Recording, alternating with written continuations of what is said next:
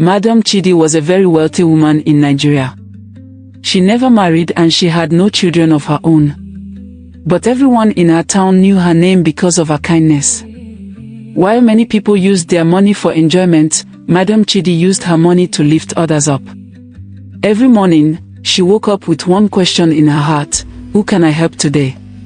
If a child was sent home from school for not paying fees, Madam Chidi went there the same day and paid for the whole term. She visited schools often. Teachers would point out children who were struggling, and she handled their needs on the spot.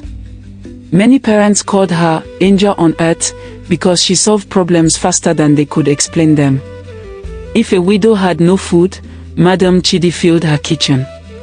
When villages cried for clean water, she built boreholes without asking for anything in return. People said, "She has the heart of 10 mothers." She did not like praise. She preferred to walk quietly into communities and fix problems before anyone even asked. Because of her, many children stayed in school, widows survived, and whole villages changed. She also started a foundation that grew quickly. Men, women, and even strangers trusted her. They came to her house every day to share their troubles, and she always found a way to help. Madam Chidi lived for people. Helping others was her joy. If someone needed money for medicine, she paid. If a family lost their breadwinner, she stepped in immediately. Her staff already knew her rule: no one should leave here crying. Sometimes she traveled long distances just to check on communities she had helped before. She wanted to be sure everything was working well. The roads she fixed made travel easier. The boreholes she built gave people clean water for the first time in years. Everywhere she went, people prayed for her. Madam Chidi didn't seek attention, she simply wanted to make life better for others.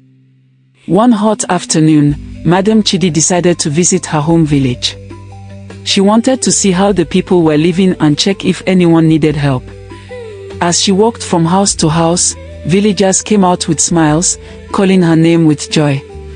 Many of them had clean water and better roads because of her past visits. She didn't rush.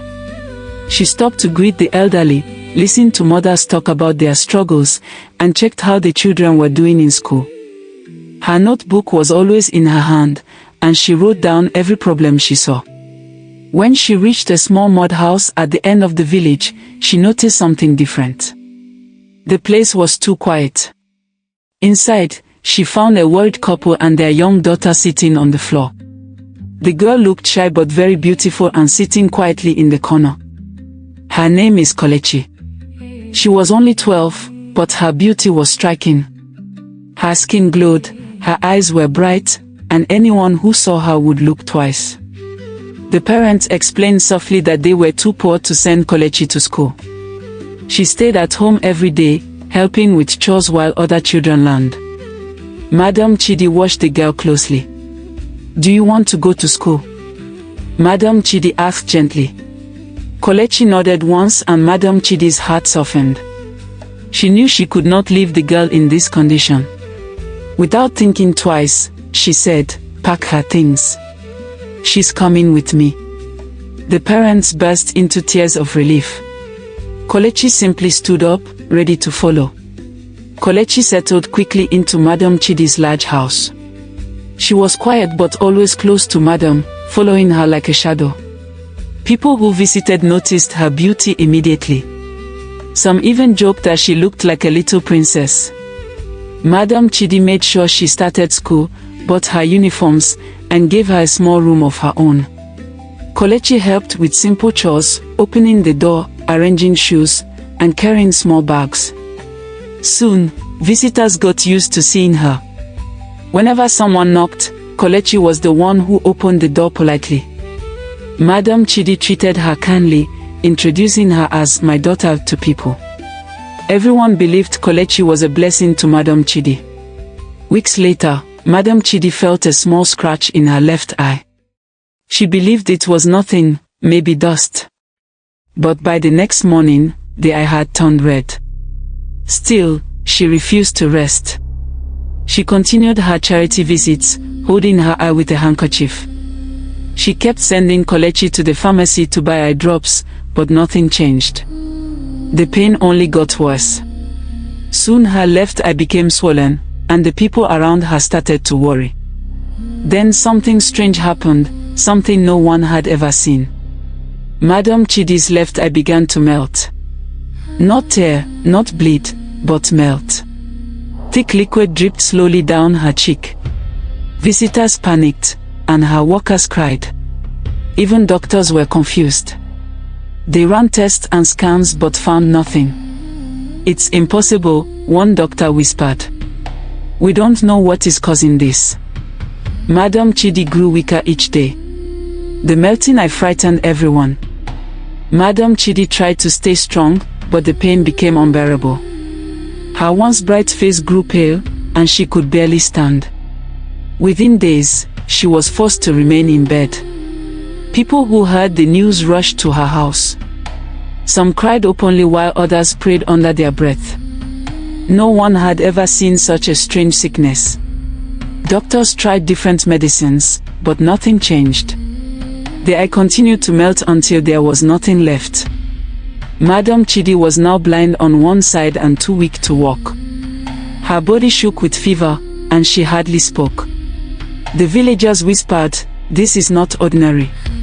Her foundation members took turns caring for her. The widows she once fed gathered outside her room day and night, crying and begging God for mercy. When Madam Chidi's condition became worse as the pain moved to her right eye, the widows she had helped refused to go home. They moved into her compound, sleeping on the floor and crying day and night. They prayed loudly, calling God to save the woman who had saved them so many times. Her room was filled with the sound of their cries. Some held her hands. Others knelt beside her bed, begging God to heal her. They refused food and water, saying they would not eat until she got better. Meanwhile, Madam Chidi lay still, breathing weakly, almost lifeless. Her right eye closed halfway as if it was also losing strength.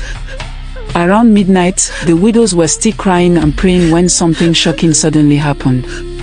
Madam Chidi, who had been lying weak and cold, suddenly sat up straight. Her eyes opened wide. "I'm well," she shouted. "I can see. My sight is back." She jumped up happily. The widow screamed in surprise and rushed to her. Her two eyes were clear and bright again like nothing happened. The sickness disappeared. Even the place where the melted eye had been looked healed. Everyone was surprised and began to praise God loudly, crying tears of joy. The house that had been filled with sorrow suddenly exploded with celebration. But the joy did not last long when a new piercing scream broke the night and filled the house. "My eyes! My eyes! My eyes!" Everyone turned in shock, only to see little beautiful Kelechi, burning with heat like invisible fire. Sweat poured down her body. Her two eyes had turned red and started melting, exactly like Madam Chidi's melted eye. The girl shook and cried as if something was attacking and burning her. Kelechi fell to her knees, screaming, "Help me. I am the one. I caused Madam's sickness. I took her eye and sat on it in the spirit world." People shouted in fear. The widows covered their mouths. Madam Chidi stared at her in disbelief and asked, "Why, Kelechi? Why would you do this?" At that moment, the truth became clear to everyone in the room. That when God blesses someone who helps others, no evil power can stop their destiny. Be careful who you bring close, for some smiles hide wickedness. Goodness brings protection. Wickedness brings punishment. Not every child you rescue came to be rescued, some came to destroy. Wickedness may hide in beauty, but it can never hide from God. The whole house understood that Madam Chidi survived because her heart was pure, and heaven fought for her.